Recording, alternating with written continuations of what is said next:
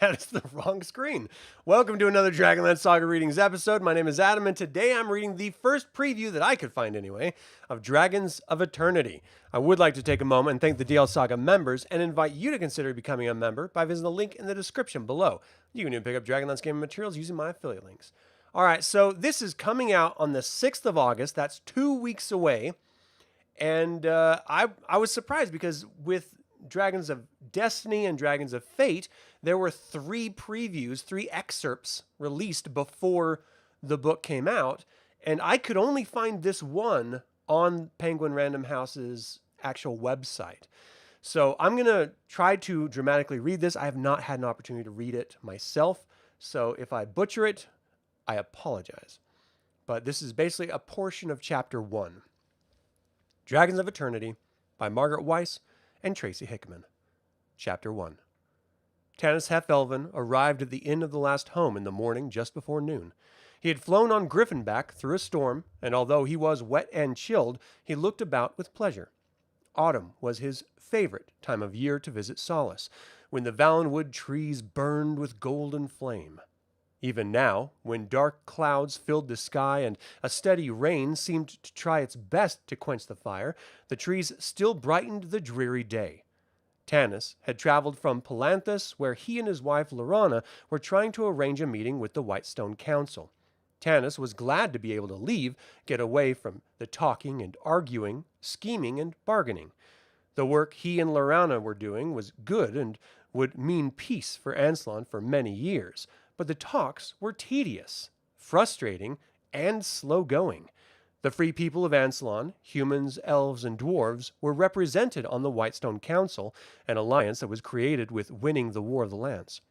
When the war had ended, the council had disbanded, but now minor disputes among the races were threatening the peace. The dwarves of Thorbarden wanted new trading agreements with the humans and were threatening to close the mountain if they didn't get them. The governments of northern and southern Ergoth were demanding tariffs on goods entering their countries. The Sylvanesti complained of Minotaur raiders from Methas, while the Quolinesti were angered over humans encroaching on their lands.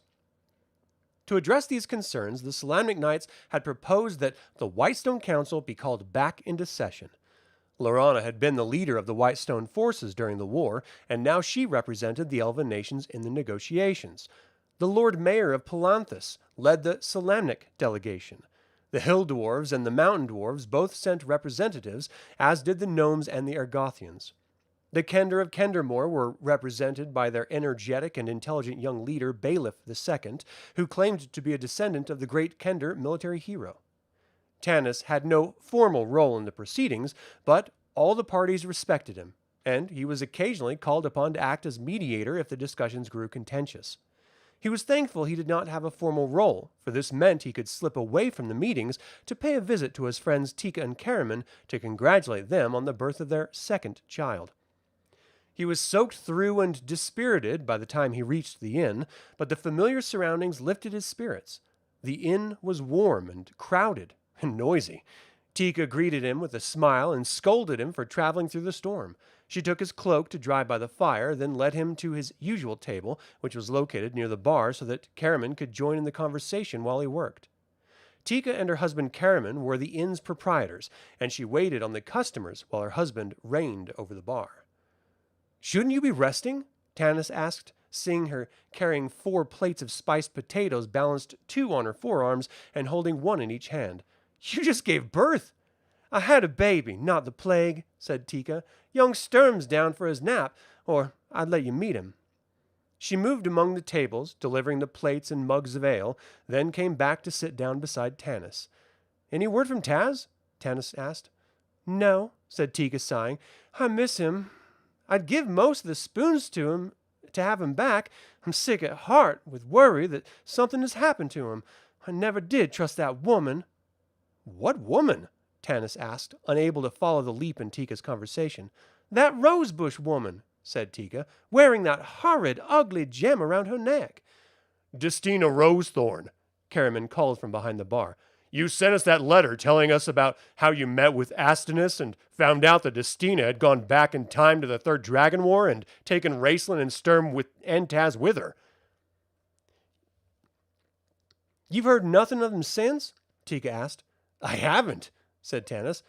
Truth to tell, I've been so busy, I hadn't thought about it. I guess I assumed that since I hadn't heard anything, all was well and everyone had come back safely. Tika shook her head. We haven't seen hide nor hair of Taz, and you know he would have come here to tell us of his adventures. True, said Tanis, troubled. I'll go see if your food's ready, Tika said, rising. She returned with a full plate and set it down in front of him. Otic spiced potatoes, crispy, just like the way you like 'em. Do you need anything else? Tika asked. You were going to bring a mug of ale? Tanis reminded her. So I was, said Tika, sighing. I'm that worried. It slipped my mind. Maybe it's the gloom of the day, but I feel like trouble's coming. Terrible trouble, and I don't know what or why. I'll fetch the ale. Karaman handed the mug to Tika, who carried it back to Tanis. She was starting to sit down when a customer spoke up from the back. Tika, I ordered the chicken stew and you brought me potatoes. And you'll eat potatoes and like it, Hal Miller, Tika shouted.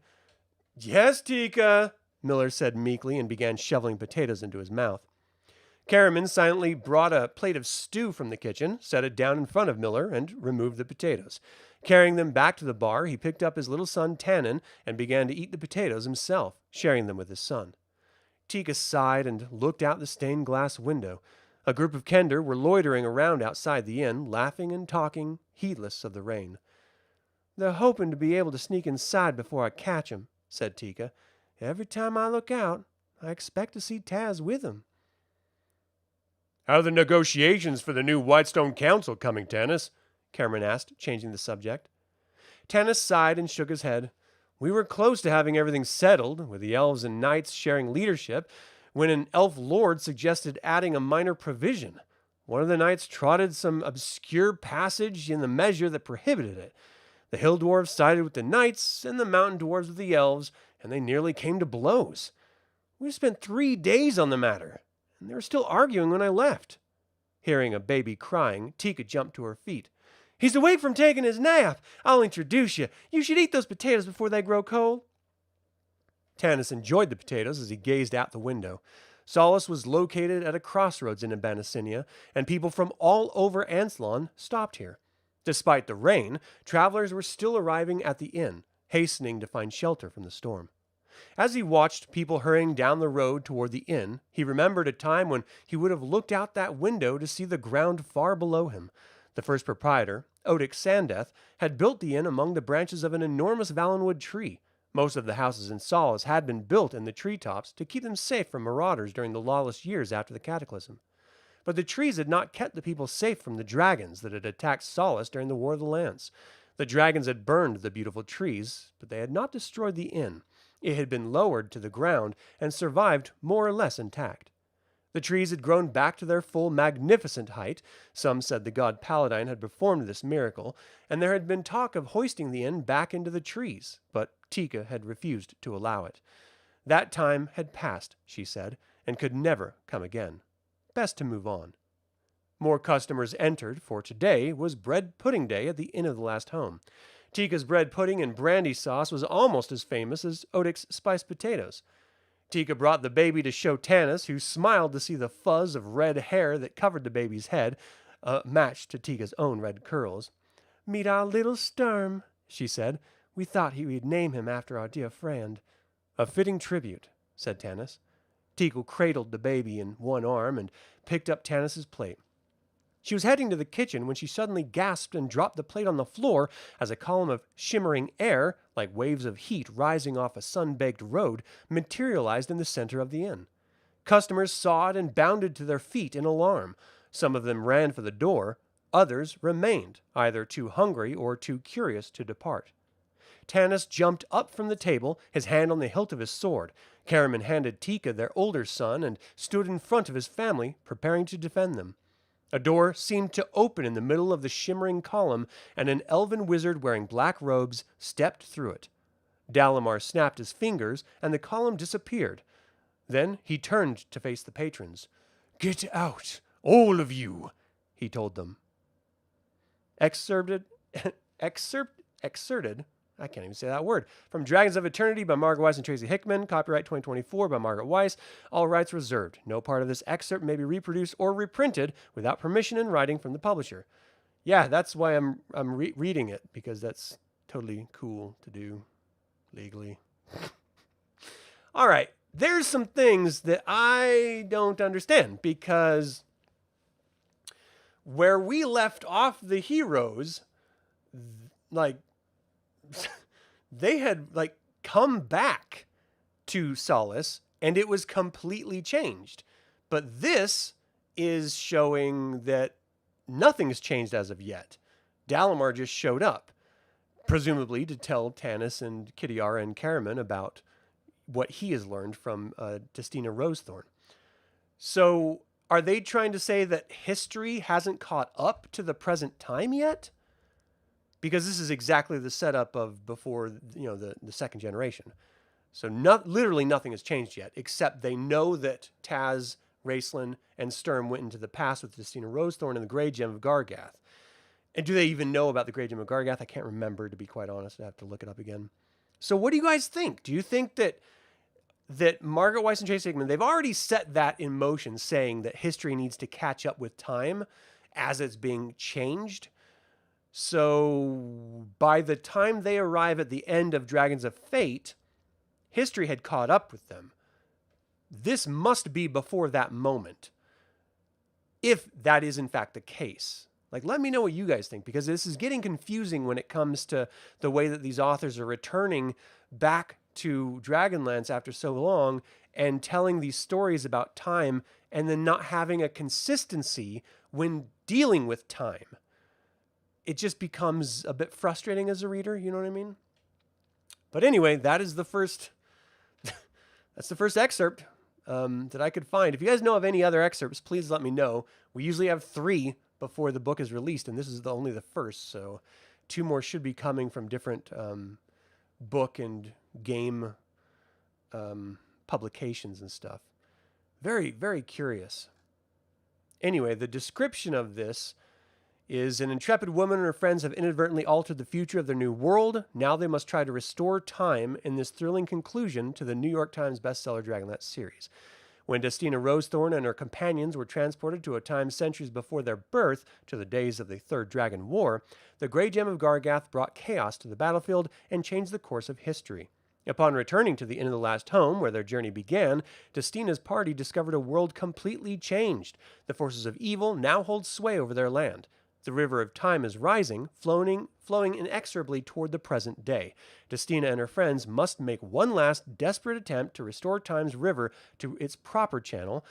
If they do not succeed, the altered past will sweep over the present until no trace of their old world remains. So that is interesting. So Chris is making reference, thanks for joining live, James and Chris, to Margaret Weis and Tracy Hickman saying that they were compelled to tell this story. Like, they had something to say in telling this story. We all know they hated the Fifth Age because they were sort of ousted from TSR for the second or third time by that time.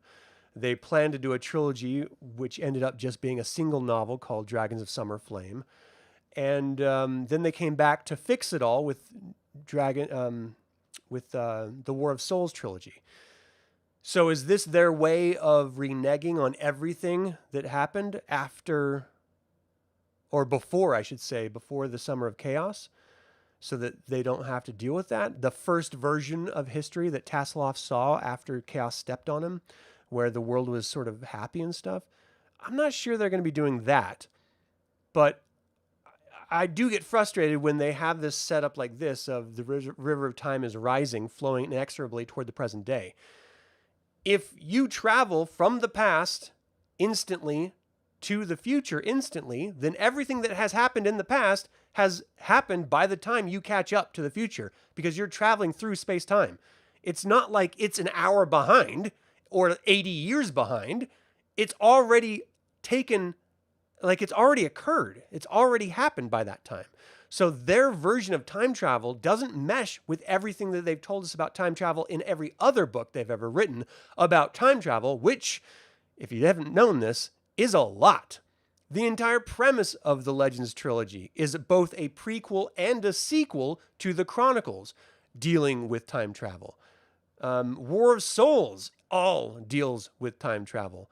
So this is their bread and butter, and they've always been consistent when they're referencing it until this trilogy.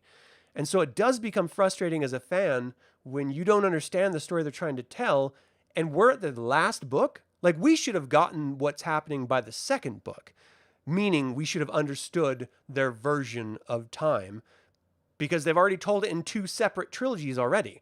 But this is different. They've changed it up. And so it's becoming a little frustrating as a reader because you don't know what the hell is going on. But it is just the excerpt. It is the very beginning of the novel. I suspect Dalamar is going to say something to the effect of, they've changed the past.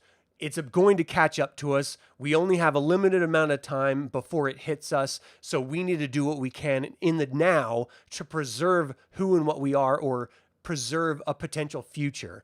So I don't know if there's going to be like a time capsule. I don't know if there's going to be like magic spells used to maintain the now version of memory in these people, so that when Destina and everyone does catch up, then, or come back to the present, then it won't mess everything up. Or I don't know. There's got to be something. It kind of drives me nuts.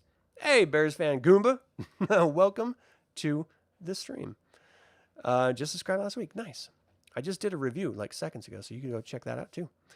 Well, you're more than welcome to anyway. You hope they stay in the darker timeline for a while. The end of the second book pointed a very cool alternative timeline. Yeah, I don't know if they will. I really don't. All right. Well, that is it. That's going to do it. Thank you guys for tuning into this DragonLance Saga reading.